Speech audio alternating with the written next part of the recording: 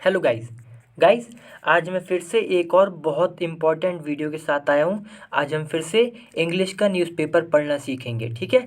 आज मैंने फिर से एक और आर्टिकल उठाया है जो कि यहाँ से लेकर ये यहाँ तक है। इसको हम पढ़ेंगे, इसमें नए नए शब्द आएंगे, उनको सीखेंगे और कई सारे स्ट्रक्चर्स आएंगे, उनका भी मतलब सीखेंगे। ठीक है दोस्तों। तो दोस्तों बहुत ज़्यादा इंपॉर्टेंट वीडियो है, बिल्कुल भी मिस ना करें। चलिए वीडियो को शुरू करते हैं। तो देखिए सबसे पहले यहाँ पर हम हेडिंग पढ़ेंगे। जो हेडिंग लिखी हुई है, ये जो लिखी है ना, यहाँ से लेकर ये पूरी यहाँ तक इसको। ठीक है। चलिए, तो सबसे पहले लिखा है चार धाम यात्रा, फिर यहाँ पे कॉलन लगा है। देखिए चार धाम यात्रा, चार धाम यात्रा आपको पता ही है जो यात्रा होती है चार धाम यात्रा। तो इसके बारे में हमें क्या समझना है कि यहाँ पे इसके बारे में कुछ जानने को मिलेगा, ये हुआ इसका मतलब। ठीक है। चलिए, तो चार धाम यात्रा यानी कि इसके बारे में खबर है क्या है। Again protest. अगेन प्रोटेस्ट का मतलब है जो विरोध प्रदर्शन होते हैं ना दोस्तों, आपने देखा होगा कि सरकार से कुछ मनवाने के लिए इस तरीके के कई सारी भीड़ इकट्ठी हो जाती है, फिर वो मतलब हाथ में वो लेती है बोर्ड वगैरह और मतलब एक तरीके से विरोध करती है, शोर सा मचाती है कि भाई हमारी मांग पूरी करो, उसको हम प्रोटेस्ट कहते हैं। ठीक है। तो अगेन प्रोटेस्ट, अगेन का मतलब फिर से, प्रोटेस्ट यानी कि फिर से ये विरोध प्रदर्शन। Again lifting of Pilgrim cap by Uttarakhand. अब इसका क्या मतलब हुआ। अगेन प्रोटेस्ट यानी कि फिर से विरोध प्रदर्शन। एंड अगेन लिफ्टिंग, लिफ्टिंग का मतलब होता है दोस्तों कुछ हटाना। जैसे मान लीजिए कोई रूल था उसे हटाया, कोई लिमिट लगाई किसी चीज़ पे उसे हटाई। ठीक है। तो इसका मतलब ये हो गया यानी कि रिमूव करना।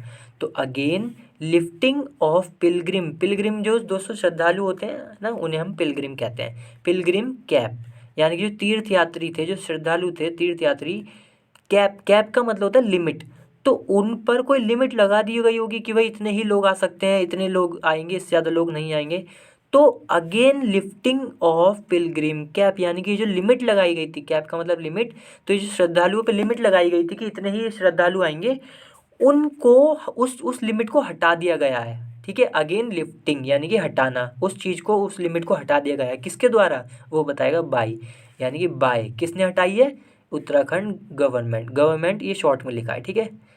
तो उत्तराखंड की जो गवर्नमेंट है उसने जो पिलग्रिम पर यानी कि जो श्रद्धालु, जो तीर्थयात्री थे, उन पे लिमिट लगी थी कि भाई इससे ज़्यादा श्रद्धालु नहीं होंगे, उस पर जो लिमिट लगी थी वो हटा दी गई है। ठीक है। इसका ये मतलब हुआ उत्तराखंड गवर्नमेंट ने हटा दिए। ठीक है दोस्तों। अभी हम यहाँ से पढ़ेंगे और यहाँ तक पढ़ेंगे, काफ़ी जल्दी हो जाएगा और बहुत इंपॉर्टेंट है ये। तो दोस्तों चैनल को सब्सक्राइब जरूर कर लें, वीडियो को लाइक और शेयर कर दें। चलिए अब हम यहाँ से पढ़ते हैं, लेकिन उससे पहले मैं ना कैमरा सेट कर लेता हूँ थोड़ा नीचे की तरफ, जिससे कि आपको अच्छे से दिखाई दे, एकदम क्लियर। अब सही दिखाई दे रहा हुआ है ना। चलिए अब हम देखते हैं। देखिए लिखा हुआ है चीफ मिनिस्टर पुष्कर सिंह धामी, यानी कि जो चीफ मिनिस्टर हैं जिनका नाम है Pushkar Singh Dhami. Has yet, yet का मतलब फिर से, तो has yet again rolled back, rolled back. देखिए हैज़ के साथ थर्ड फॉर्म आती है और यहाँ पे रोल्ड बैक, रोल्ड बैक का मतलब होता है दोस्तों कि कुछ मतलब पीछे ले लेना। पहले आप आगे आपने कुछ किया, फिर उसको हटा दिया, करने पर उसी चीज़ को वापस हटा देना, उसको हम रोल्ड बैक कहते हैं। तो has yet again rolled back मतलब फिर से, पहले भी करा होगा फिर से कर दिया। क्या कर दिया, रोल्ड बैक आ डिसीजन, यानी कि एक फ़ैसला लिया था, उस फैसले को वापस ले लिया है। अंडर प्रेशर, अंडर प्रेशर का मतलब प्रेशर था, दबाव था काफ़ी ज़्यादा, किसी ने दबाव डाला होगा, तो उस दबाव के चलते जो सीएम है चीफ मिनिस्टर पुष्कर सिंह धामी, इन्होंने अपना फैसला जो है रोल बैक कर लिया, यानी कि वापस ले लिया है। ठीक है। चलिए अब लिखा है just like it did last year. देखिए चीफ मिनिस्टर के लिए आ रहा है इट। ठीक है। ये जो है ना इट, चीफ मिनिस्टर के लिए, यानी कि आप समझें इट की जगह अगर हम चीफ मिनिस्टर लिख दें तो भी वही बात है। तो just like it did last year, did का मतलब करा, क्या किया, मतलब वो आगे पता चलेगी, और किया कब, लास्ट ईयर, यानी कि जो पिछला साल था उस साल भी इन्होंने किया था। जस्ट लाइक का मतलब बिल्कुल वैसे ही, तो बिल्कुल वैसे ही जैसे इन्होंने पिछले साल किया था। द धामी गवर्नमेंट, जो धामी गवर्नमेंट है, ये जो चीफ मिनिस्टर है ना, इनकी जो सरकार है, हैज़ डिसाइडेड, हैज़ डिसाइडेड का मतलब फैसला कर चुकी है। अगर खाली लिखा होता डिसाइडेड, इसका मतलब फैसला किया, लेकिन अगर यहाँ पे लिखा है हैज़ भी लिखा है और थर्ड फॉर्म हो जाती है दोस्तों। हैज़ के साथ जब भी आगे वर्ब आएगी वो थर्ड फॉर्म में आएगी। तो जो हैज़ डिसाइडेड, इस पूरे का मतलब हो गया किया है, फैसला किया है। ठीक है, मैं फिर से बता दूं, अगर हैज़ नहीं होता तो होता किया, लेकिन अगर हैज़ लग गया तो किया है। क्या किया है? टू लिफ्ट, लिफ्ट का मतलब रिमूव करना, हटाना। क्या हटाने के लिए? द डेली कैप, यानी कि डेली का मतलब जो रोज़ की लिमिट थी, कैप का मैंने अभी मतलब बताया था लिमिट। तो जो रोज़ लिमिट थी, किस बात पर लिमिट थी? On the number of devotees, जो डिवोटीज होते हैं ना दोस्तों, भक्तजन होते हैं, कि मतलब जो तीर्थ यात्री थे उन पर लिमिट लगाई गई होगी, उनके नंबर पर, कि भाई इससे ज़्यादा लोग नहीं होने चाहिए। बाकी आगे खबर हमें पता चलेगी कि असली मसला क्या है। तो ये जो लिमिट लगाई गई थी कि इससे ज़्यादा लोग नहीं होने चाहिए, किस चीज़ के लिए? फॉर द चार धाम यात्रा। दोस्तों आपको पता ही है चार धाम यात्रा जो होती है, तो उसके लिए ना लिमिट लगा दी गई थी। ऐसा हुआ कि लिमिट लगा दी गई कि भाई इससे ज़्यादा लोग एक दिन में नहीं आएंगे। तो जो ये लिमिट लगाई थी ना, इसको लिफ्ट कर दिया गया है धामी गवर्नमेंट के द्वारा, यानी कि हटा दिया गया है। ये हुआ इसका मतलब। ठीक है, चलिए अब हम ये पढ़ते हैं। अब देखिए यहाँ लिखा है the roll back. Roll back का मतलब वही पीछे कदम हटा लेना, मतलब कि अगर आपने कोई डिसीज़न जो है बनाया था, तो उस डिसीज़न को, उस फैसले को हटा देना, अपने ही फैसले को हटा देना, रोल बैक। तो द रोल बैक यानी कि जो डिसीज़न पीछे लिया गया है, जो फैसला रद्द किया गया है। अनाउंस्ड, अब देखो यहाँ पे कॉमा लगा है, इसके बाद लिखा है अनाउंस्ड ऑन फ्राइडे, यानी कि अनाउंस का मतलब जिसकी घोषणा की गई थी। रोल बैक, ये जो रोल बैक है ना, डिसीजन जो वापस लिया है, इसकी घोषणा की गई थी कब? ऑन फ्राइडे, शुक्रवार को घोषणा की गई थी। A day before the commencement. देखिए कमेंसमेंट, कमेंसमेंट का मतलब होता है किसी चीज़ की शुरुआत, स्टार्टिंग, बिगनिंग। ठीक है, किस चीज़ की शुरुआत? Of the pilgrimage. पिलग्रीमेज का मतलब होता है तीर्थ यात्रा। इसलिए मैंने दोस्तों कहा था बहुत इंपॉर्टेंट है। देख रहे हो आप कितने शब्द जानने को मिल रहे हैं आपको, और ये शब्द आप लिखते रहें। एक रजिस्टर बनाए, मैंने भी दोस्तों जिस ज़माने में सीखी थी ऐसे ही सीखी थी, लिखा था, एक रजिस्टर बनाया था प्रॉपर, तभी इंग्लिश सीख सकते हैं दोस्तों। कि भाई शब्द लिखा इधर, फिर उसका इधर मतलब लिखा। ऐसे आप रोज़ करेंगे तो यकीन मानिए बहुत अच्छी इंग्लिश हो जाएगी। ठीक है, तो देखिए, तो द रोल बैक, ये जो फैसला वापस लिया है, अनाउंस्ड ऑन फ्राइडे, यानी कि जिसकी घोषणा की गई थी फ्राइडे को, कि भाई हम फ्राइडे को, मतलब घोषणा की गई होगी हम ये जो फैसला है वापस ले रहे हैं। अ डे बिफोर, एक दिन पहले, यानी कि ये जो फैसला था एक दिन पहले आया। किस चीज़ से एक दिन पहले आया? The commencement of the pilgrimage. Pilgrimage मतलब जो तीर्थ यात्रा थी उसकी, पिलग्रामेज बोलते हैं वैसे दोस्तों, सही बताऊँ वैसे, पिलग्रीमेज नहीं, पिलग्रामेज।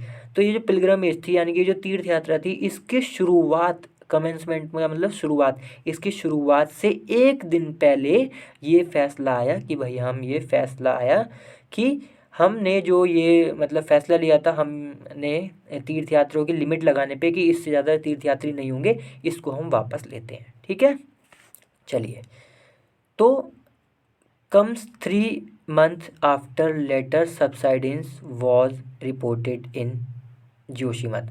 तो आता है अ डे बिफोर। दोस्तों एक चीज़ मैं बता दूं आपको, कि जो रोल बैक है ना, अब ये रोल बैक है, इसकी जो वर्ब है वो है ये कम्स। ठीक है, तो रोल बैक, ये जो रोल बैक है, ये जो मतलब जो क्या नाम है, ये जो फैसला वापस लिया है, ये आया कब? आया फैसला वापस 3 months after land सबसाइडेंस।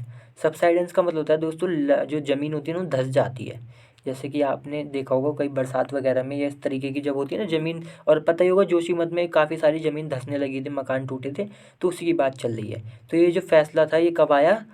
Comes 3 months after, यानी कि 3 महीने बाद आया। किस चीज़ के? लैंड सबसाइडेंस, जो ज़मीन, लैंड का मतलब ज़मीन, सबसाइडेंस मतलब धंसना। तो ये जो ज़मीन धंस रही, जब धंसी थी, वॉज रिपोर्टेड, जब जो ज़मीन धंसी थी, इसको रिपोर्टेड इन जोशीमठ, यानी कि वॉज रिपोर्टेड का मतलब जिसकी खबर आई थी कहाँ से? इन जोशीमठ, यानी कि जोशीमठ में जो ज़मीन धंसी थी उसके 3 महीने बाद ये फैसला आया। ठीक है, चलिए अब देखो यहाँ पे और लिखा है one of the main hurls on the यात्रा रूट, यानी कि जो यात्रा का जो रास्ता है उसमें one of the main halts, मतलब हॉल्ट्स का मतलब होता है रुकावटें। ठीक है, तो one of the main halts मतलब कि कई सारी रुकावटें होंगी, उनमें से एक रुकावट ये थी कि भाई लैंड जो है धंस रही थी, ज़मीन धंस रही थी। ठीक है, और ये कहाँ पर हो रहा था? यात्रा पर, यात्रा का जो रूट है, रास्ता, उस पर हो रहा था। चलिए फिर लिखा है द सबसाइडेंस वॉज एट्रीब्यूटेड। देखिए एट्रीब्यूटेड का मतलब होता है कि कारण बता, मतलब कारण ठहराना कि इसके वजह से हुआ है। तो सबसाइडेंस जो ये धसी है ज़मीनें, वॉज एट्रीब्यूटेड लार्जली यानी कि ज़्यादातर to unregulated infrastructure development. Unregulated का मतलब है जो सही सिस्टम से ना हो, बिल्कुल ऐसे ही बस बनाते चले गए, करते चले गए।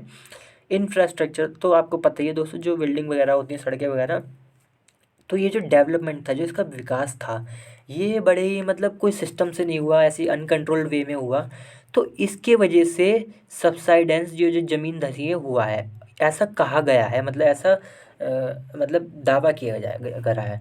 तो ठीक है, तो सबसाइडेंस यानी कि जो ज़मीन धंसना है, वॉज एट्रीब्यूटेड टू का मतलब कारण बताया गया है। किस चीज़ को बताया गया है कारण? कि भाई अनरेगुलेटेड इंफ्रास्ट्रक्चर डेवलपमेंट, ये जो भाई अनकंट्रोल वे में बड़े ही गलत तरीके से, मतलब एक सही सिस्टम से ना हो रहा था, अनकंट्रोल वे में हो रहा था इंफ्रास्ट्रक्चर का डेवलपमेंट, सड़कें वगैरह का, इसके वजह से ऐसा हुआ है। मतलब ये कहना चाह रहे हैं अगर सही से करा जाता, रेगुलेटेड करा जाता, कंट्रोल वे में, तो ऐसा नहीं होता। अब ये डेवलपमेंट कहाँ हो रहा था? इन द हिल एरिया, यानी कि जो पहाड़ी एरिया है वहाँ पर ये हो रहा था। पता ही है दोस्तों, थोड़ी बहुत तो खबर वैसे भी हमें पता ही है। फिर है एंड हैड फोर्स इवैक्यूएशन। तो ये जो सबसाइडेंस है यानी कि जो ज़मीन का धंसना है, इसने फोर्स दबाव डाला, किस चीज़ पर दबाव डाला? हेड फोर्स, यानी कि दबाव डाला था, हेड लगाया ना, तो दबाव डाला था किस चीज़ पर? इवैक्यूएशन। इवैक्यूएशन का मतलब है दोस्तों, जब लोग कहीं फंसे होते हैं किसी मुसीबत में, तो उन्हें बाहर निकालने की प्रक्रिया को कहते हैं इवैक्यूएशन। ठीक है, तो इवैक्यूएशन ऑफ मैनी पीपल, यानी कई लोगों को बाहर निकालना। ये क्यों हुआ? ये सबसाइडेंस की वजह से हुआ है, जो ज़मीन धंसी इसकी वजह से हुआ।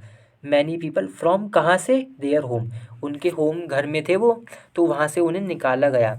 अब ये जो निकालना था, ये क्यों हुआ? क्योंकि भाई धंस गई थी ज़मीन, तो इसने फोर्स किया, ज़मीन का धंसने ने, जो ज़मीन धंसी उसने जोर दिया कि भाई हटाओ इनको। घुमा के लिखते हैं थोड़ा दोस्तों, न्यूज़ वाले आपको पता ही है।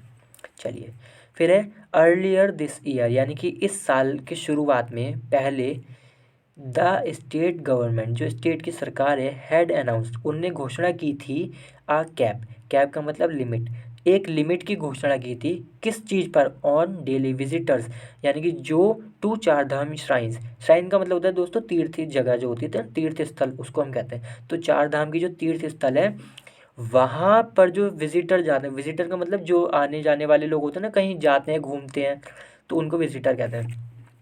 तो उन पर जो डेली यानी कि जो रोज के विजिटर आते हैं, उन कहाँ पर? चार धाम श्राइन पर, उस पर लिमिट लगाई थी, लिमिट की घोषणा की थी। किसने? गवर्नमेंट ने, स्टेट गवर्नमेंट ने।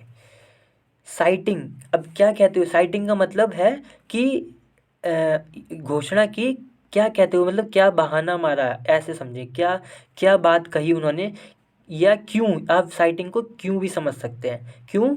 बेटर क्राउड मैनेजमेंट, क्राउड का मतलब भीड़, तो दोस्तों मैनेजमेंट का मतलब सबको मैनेज करना। तो ये जो बेटर, जिससे कि अच्छा हो सके मैनेजमेंट, किस चीज़ का? भीड़ का, कि भीड़ को अच्छे से हम सिस्टम से पूरा मैनेज कर सकें, इसकी साइटिंग दी इन्होंने कि भाई इसलिए हमने जो है मतलब लिमिट लगाई है, कि भाई हम जिससे कि भीड़ को अच्छे से कंट्रोल कर सकें। तो साइटिंग का मतलब हो गया कि दलील देते हुए, ये दलील देते हुए कि भाई हमने मैनेजमेंट के लिए करा है भीड़ की। और and the sensitive ecology, ecology का मतलब होता है दोस्तों कि मतलब जो लिविंग बीन होते हैं, जैसे हम लोग हैं, जानवर वगैरह, इनका और जो नेचर वो होता है ना एनवायरनमेंट, उसका उसका कनेक्शन, तो उसके सेंसिटिविटी के sensitivity ecology of the region, यानी कि जो रीजन है, वो जो रीजन का मतलब एरिया, उस एरिया की सेंसिटिविटी जो थी ना, इकोलॉजी सेंसिटिविटी, उसको ध्यान में रखते हुए एज रीज़न का मतलब इन सबको कारण बताया। आप ऐसा समझे कि क्राउड मैनेजमेंट बेटर हो, और सेंसिटिविटी जो है इकोलॉजी ऑफ द रीजन, उस एरिया की, उसको कारण बताते हुए इन्होंने वही लिमिट लगाई। ठीक है, तो दोस्तों ये कुत्ते भौंक रहे हैं, इन्हें थोड़ा इग्नोर करना, मैं क्या कर सकता हूँ इनके लिए। ठीक है, चलिए, फिर यहाँ पे लिखा है फॉर द यमोत्री। अब देखिए लिमिट बताई गई है किस किस चीज़ के लिए, क्या कितनी कितनी लिमिट लगाई थी। तो देखिए फॉर द यमुनोत्री, इसके लगाई श्राइन जो है, यमुनोत्री श्राइन जो है, and the daily limit was set at 5500, यानी कि यमुनोत्री के लिए द डेली लिमिट जो रोज़ की लिमिट थी, वॉज सेट करी गई, कितनी? एट 5,500 पिलग्रिम्स, कि भाई 5,500 तीर्थयात्री ही आएंगे। कहाँ पर? यमुनोत्री पर। ठीक है। फिर गंगोत्री के लिए, फॉर गंगोत्री यानी कि गंगोत्री के लिए 9,000, फॉर बद्रीनाथ, बद्रीनाथ के लिए 15,000 एंड फॉर केदारनाथ, केदारनाथ के लिए 18,000। ठीक है दोस्तों, तो ये लिमिट बताई गई है। तो ये लिमिट लगाई थी इन्होंने, सरकार ने, सरकार ने, स्टेट गवर्नमेंट ने। ठीक है।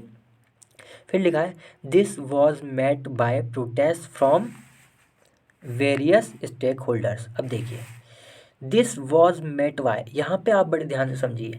देखिए दिस वॉज मेट वाई का मतलब है कि ये जो लिमिट लगाई गई ना, इस पे मतलब इन्होंने, दिस वॉज मेट का मतलब इससे ये जो लिमिट लगाई गई, इस लिमिट की मुलाकात हुई किससे? प्रोटेस्ट से।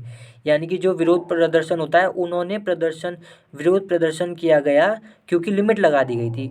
किन के द्वारा? फ्रॉम वेरियस यानी कि कई सारे स्टेक होल्डर्स का मतलब जो वहाँ पे अपनी हिस्सेदारी रखते हैं, कि किसी मतलब जैसे कि देखिए सच एज ट्रेडर्स, जो व्यापार हैं एलोंग द रूट, मतलब रूट जाता है वहाँ पे, इन्होंने जो है जो वहाँ पे व्यापारी हैं रूट पर, है ना, रास्ते पर, टेम्पल प्रीस्ट, जो टेम्पल पुजारी जो हैं, प्रेस्ट का मतलब होता है पुजारी। ठीक है, जो मंदिर में पुजारी हैं, and travel and tour operators, जो ट्रैवल कराते हैं, टूर कराते हैं, वो लोग जो होते हैं। तो मतलब who pleaded against the loss of their life, जिन्होंने प्लीड का मतलब होता है कि मतलब रिक्वेस्ट, प्लीडेड अगेंस्ट किसके खिलाफ? The loss of their livelihood का मतलब रोजी जो होती है ना, रोजी कमाना, पैसा जो हम रोज कमाते हैं खाने पीने के लिए, पेट भरने के लिए, उसको हम लाइवलीहुड कहते हैं। तो फिर से समझिए, तो ये जो प्रोटेस्ट था ये किसके द्वारा किया गया? फ्रॉम वेरियस स्टेक होल्डर, यानी कि ये जो ट्रेडर्स थे, रूट टेम्पल के जो पुजारी थे, और ये जो ऑपरेटर्स होते हैं जो मतलब ट्रैवल वगैरह कराते हैं, इनके द्वारा प्रोटेस्ट किया गया, विरोध किया गया इस बात का कि भाई इन्होंने लिमिट लगा दी थी कि भाई इससे ज़्यादा जो है मतलब क्या बोलते हैं, तीर्थयात्री नहीं जाएंगे। अब आप सोच रहे होंगे कि लिमिट, इन्हें क्या तकलीफ थी? दोस्तों इन्हें तकलीफ ये थी कि देखिए अब टेम्पल के पुजारी हैं, ट्रेडर्स व्यापारी हैं, इनका बिजनेस कम होगा ना। इन अब जैसे व्यापारी है, इसका बिजनेस कम होगा, ये रुपए कम कमाएगा। अगर लिमिट लगा दी ना, लिमिट लगा दी, वही पहले तो खूब सारे आ रहे थे, अब लिमिट कम कर दी, अब कम आएंगे तीर्थयात्री, तो कम आएंगे तो इनको पैसे नहीं मिलेंगे, पैसे कम कमा पाएंगे। तो इस चीज़ को देखते हुए इन्होंने जो है विरोध प्रदर्शन किया। और किसने किया? ट्रैवल एंड टूर ऑपरेटर्स, जो ट्रैवल और टूर मतलब जो टूर वगैरह कराते हैं उनको ऑपरेटर्स जो है, तो उन्होंने भी किया कि भाई ये तो बड़ी गलत बात है, हमारा नुकसान होगा। अब देखो आगे लिखा है हु आ रहा है इन सब के लिए, ट्रेडर्स, प्रीस्ट और ये ऑपरेटर्स जो हैं, हु यानी कि जिन्होंने प्लीडेड, रिक्वेस्ट की, एक मतलब मतलब अपनी बात रखी है, इससे समझे किस चीज़ के खिलाफ? The loss of their livelihoods, यानी कि जो वो रोजी कमाते हैं, जो पैसा कमाते हैं, उसका उसका नुकसान, लॉस मतलब नुकसान, तो उस चीज़ का नुकसान था, इसलिए इन्होंने जो है प्रदर्शन किया। ठीक है, चलिए अब आगे है ऑन फ्राइडे यानी कि शुक्रवार को, a day before the portals का मतलब होता है दोस्तों द्वार, एंट्री समझे आप, एक तरीके से द्वार जो था, तो किस चीज़ का द्वार? गंगोत्री एंड यमुनोत्री, यानी कि गंगोत्री और यमुनोत्री का जो द्वार था, रास्ता था, उससे एक दिन पहले, अब किस चीज़ से एक दिन पहले? इसका जो रास्ता था ना, वर ओपन, यानी कि इसका रास्ता खोला गया गंगोत्री और यमुनोत्री का, तो इससे एक दिन पहले ये हुआ इसका मतलब। ठीक है, a day before the portals, यानी कि जो द्वार थे of Gangotri and Yamunotri were open, तो जब इनके गंगोत्री और यमुनोत्री जो है, इनके यमुनोत्री, इनके जब रास्ते खोले गए, किनके लिए? डिवोटीज, ये जो भक्तजन है इनके लिए, उससे एक दिन पहले। ठीक है। एडिशनल चीफ सेक्रेटरी, जो एडिशनल चीफ सेक्रेटरी हैं राधा रटूरी, मतलब वहाँ के जो अधिकारी हैं राधा रटूरी, सेड यानी कि कहा, क्या कहा? दैट की आफ्टर ड्यू कंसंट्रेशन का मतलब होता है दोस्तों बहुत ध्यान से सोचा विचारी करना। ठीक है, ड्यू का मतलब काफ़ी डीप में जाकर, कंसंट्रेशन का मतलब विचारी करना, सोच विचार करना। सीएम धमी हैड डिसाइडेड, तो ये जो ये है ना, सेक्रेटरी राधा रतूरी सेड, इन्होंने कहा कि काफ़ी सारा हमने ध्यान किया, उसके बाद सीएम धमी जो है हैड डिसाइडेड, यानी कि हैड को आप यहाँ पे समझे हैव, अब हैव क्यों समझना है, क्योंकि देखो इन्होंने सैड के बाद जब कोई आएगा तो वो पास्ट में चले जाता है, ठीक है, जबकि इसका मतलब है हैव। तो सीएम धमी जो है हैड डिसाइडेड यानी कि उन्होंने फैसला किया है टू विदड्रॉ। विदड्रॉ का मतलब है कोई चीज़ वापस ले लेना, तो विदड्रॉ यानी कि वापस ले लेना, क्या ले लेना, द डेली कैप। डेली का मतलब रोज़ और कैप का मतलब जो लिमिट है, तो ये जो रोज़ की लिमिट लगाई थी इस चीज़ को वापस लेने के लिए जो है फैसला किया था सीएम धमी ने। तो ये बात बताई किसने, ये जो है ना एडिशनल चीफ सेक्रेटरी राधा रतूरी, इन्होंने बताई, ठीक है। चलिए दोस्तों, कई बार बहुत कॉम्प्लिकेटेड हो जाता है समझाना, क्योंकि ना देखिए आप अगर बिल्कुल इंग्लिश से हिंदी करेंगे तो थोड़ी प्रॉब्लम हो जाती है, चाहे वो कोई भी हो, बड़े से बड़ा कोई भी, बिल्कुल कभी कभी बिल्कुल ही वैसे का वैसे ही हिंदी में बोलना मुश्किल हो जाता है, ठीक है, लेकिन हमें समझना ज़रूरी है, तभी हम इंग्लिश समझ पाएंगे। चलिए फिर है द अर्लियर कैप एस्टिमेटेड, यानी कि the earlier cap estimated a total of 47500 pilgrims per day, यानी कि जो कैप जो लिमिट थी, जो पहले की लिमिट थी उसने एस्टिमेटेड अंदाज़ा लगाया, एस्टिमेट का मतलब अंदाज़ा लगाया क्या, कि अ टोटल ऑफ 47,500, कि भाई इतने पिलग्रिम इतने श्रद्धालु एक दिन में होंगे, for the yatra duration of 6 per day, हाँ ठीक है, for the yatra's duration of 6-7 months. Duration का मतलब होता है समय की अवधि जो होती है ना, समय का मतलब एक यहाँ से लेकर यहाँ तक जो समय होता है उसको कहते हैं। तो फॉर द यात्रा ड्यूरेशन यानी कि जो समय था यात्रा का, कितने लंबा समय, ऑफ 6-7 मंथ्स, यानी कि लगभग 6 से 7 महीने का जो लंबा समय समझे आप ड्यूरेशन का मतलब, ठीक है। तो जो लंबा समय था ड्यूरेशन का 6 से 7 महीने का, उसमें ये बात कही गई कि भाई शायद इतने कैप एस्टिमेटेड यानी कि लिमिट जो थी उसने मतलब अंदाज़ा लगाया कि भाई इतने जो है श्रद्धालु होंगे एक दिन में, ठीक है। चलिए फिर लिखा है बिफोर द स्टार्ट ऑफ चार धाम यात्रा, किससे पहले, चार धाम, बिफोर का मतलब पहले, द स्टार्ट का मतलब शुरुआत, किस चीज़ की, ऑफ द चार धाम यात्रा, चार धाम यात्रा की शुरुआत से पहले, ऑन मई 3, ठीक है, तो मई 3 को जो है चार धाम यात्रा शुरू हुई होगी उससे पहले।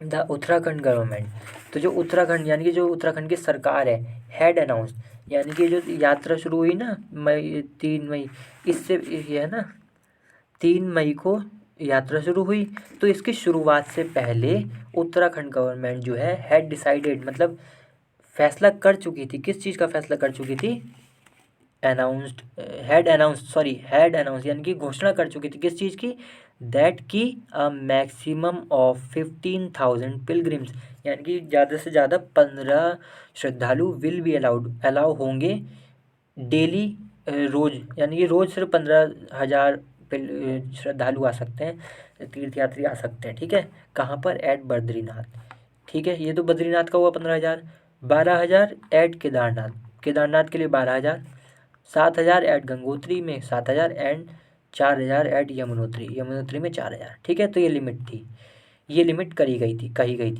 8 डेज लेटर, यानी कि 8 दिन बाद the government raise the limit, raise का मतलब बढ़ा देना, तो जो सरकार थी उसने बढ़ा दी, रेज्ड कर दी, क्या कर दी, द डेली लिमिट, यानी कि जो डेली लिमिट लगाई थी ना 15,000 7,000 इसको बढ़ा दिया लिमिट, ठीक है, डेली लिमिट टू कहाँ कर दिया फिर 16,000 इन बद्रीनाथ, देखिए पहले बद्रीनाथ के लिए 15,000 थी, बद्रीनाथ के लिए फिर कितनी कर दी 16,000, ऐसे ही इसके लिए बढ़ा दी केदारनाथ के लिए 13,000, 8,000 इन गंगोत्री में, ठीक है, 5,000 बढ़ा दी यमुनोत्री में, ये हुआ, ठीक है।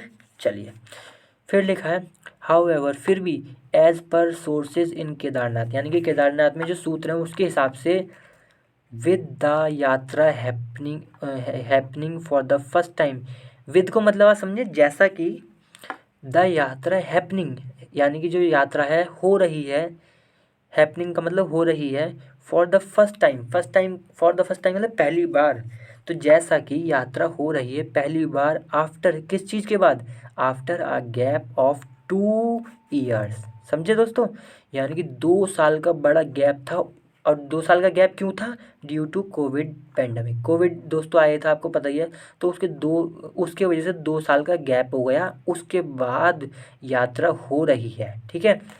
क्लोज टू 25,000 यानी कि लगभग 25,000 पिलग्रिम श्रद्धालु ऑन एन एवरेज लगभग रीच पहुँचे द श्राइन डेली, यानी कि रोज़ पहुँचे तीर्थ स्थल पर डेली कितने, लगभग 25,000। कब, इन मई में, जो मई थी उसमें।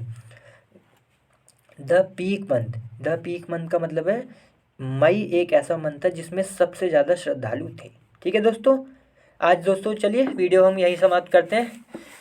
बहुत इंपॉर्टेंट वीडियो थी, तो इसलिए दोस्तों चैनल को सब्सक्राइब भी जरूर कर लें, वीडियो को लाइक कर दें चैनल, और शेयर भी कर दें। ठीक है, चलिए अगली बार फिर से मिलते हैं किसी और अच्छी वीडियो के साथ। तब तक के लिए बाय।